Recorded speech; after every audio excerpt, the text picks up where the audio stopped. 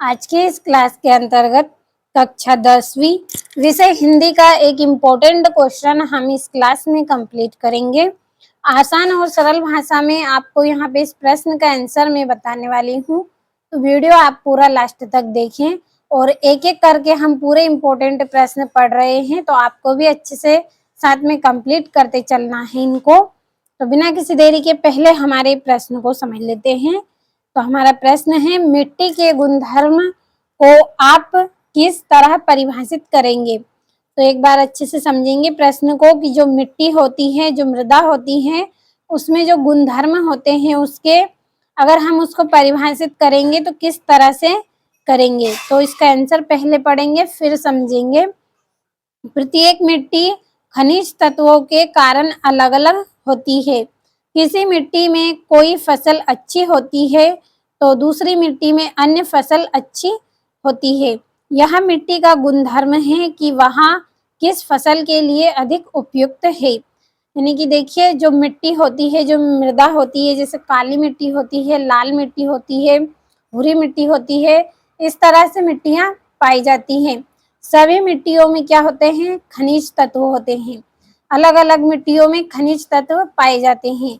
तो इनके कारण क्या होता है, जो मिट्टी होती है इसमें अलग अलग गुणवत्ता होती है, यानी कि अलग अलग इसमें फसलों उत्पादन करने का गुण होता है। किसी मिट्टी में कोई फसल अच्छी होती है, जैसे काली मिट्टी है, काली मिट्टी में हमारी जो गेहूं है, सोयाबीन है, मूंगफली है, ये इस तरह से अच्छी होती है। और जो हमारी लाल मिट्टी होती है, अगर इसमें अगर हम किसी आलू को बोएंगे, फली को बोएंगे, तो इस तरह से इसमें ये फसल अच्छी उससे भी अच्छी होती है।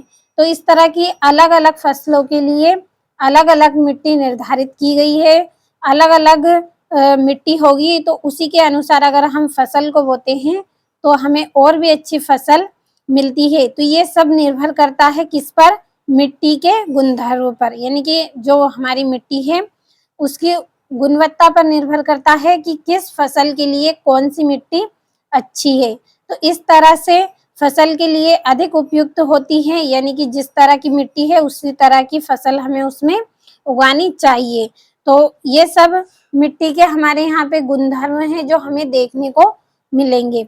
अलग अलग फसल के लिए अलग अलग मिट्टी होती है, तो उसी के अनुरूप ही हमें फसलों को बोना चाहिए और जो मिट्टी की गुणवत्ता है वो तभी हमें वहाँ पे देखने को मिलती है। तो समझ में अच्छे से आपको आया होगा यहाँ पे कि प्रत्येक मिट्टी खनिज तत्वों के कारण अलग अलग होती है, यानी कि जो तरह तरह की मिट्टी होती है, अलग अलग मिट्टी होती है अनेक प्रकार की, उनमें अलग अलग क्या होता है?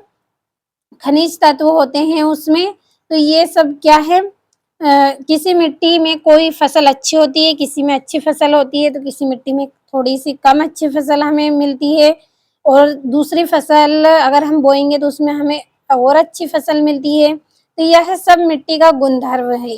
यह सब क्या है? मिट्टी का गुणधर्म है कि वह किस फसल के लिए अधिक उपयुक्त है। तो मेरा कहने का मतलब आपको अच्छे से समझ में आया होगा कि सब्जियां के लिए हमारे गेहूं, सोयाबीन होते हैं, चना होते हैं, इन सब के लिए जो अलग अलग मिट्टी है, अगर उसमें हम फसल को बोएंगे, जिस फसल को जिस तरह की मिट्टी चाहिए, अगर उस तरह की मिट्टी हम उसे देंगे तो हमें अच्छी फसल मिलेगी। ये सब निर्भर करता है किस पर? मिट्टी की गुणवत्ता पर, यानी कि हमारी जो मृदा है उस पर निर्भर करता है। वहीं पर हमें इसकी गुणवत्ता देखने को मिलती है। तो समझ में आया होगा अच्छे से इस प्रश्न का आंसर। स्क्रीनशॉट आपने लिया होगा तो अच्छे से आप कंप्लीट करें।